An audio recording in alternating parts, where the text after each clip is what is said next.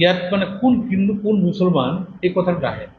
আমি 19জন কংগ্ৰেছী অসমীয়া বিধায়ক আৰু এই 19জন কংগ্ৰেছী অসমীয়া বিধায়কৰ পৰা আমাৰ দলৰ ঊৰ্ধ্বতন কৰ্তৃপক্ষই যাকে যোগ্যতা সম্পন্ন বুলি ভাবে তাকে সিদ্ধান্ত কৰিব আৰু তাকে আমি মানি ল'ম। কংগ্ৰেছত কোনো ধৰণৰ উচ্চ নিচ কোন হিন্দু কোন মুছলমান কোন খ্ৰীষ্টিয়ান এইবিলাক আমাৰ নাই। আমি কংগ্ৰেছী ধৰ্ম নিৰপেক্ষতা আমি চেষ্টা কৰোঁ, সকলোকে একেলগে লৈ আগুৱাই যাবৰ কাৰণে প্ৰয়াস কৰোঁ। এই কথাটো আমি এতিয়ালৈকে গম পোৱা নাই, যিহেতু অহাকালি আমাৰ বিধায়িনী দলৰ বৈঠক আছে আৰু সেই বিধায়িনী দলৰ বৈঠকত আমাৰ আলোচনা হ'ব। 18জনৰ আলোচনা নহয়, 19জনৰ আলোচনা হ'ব।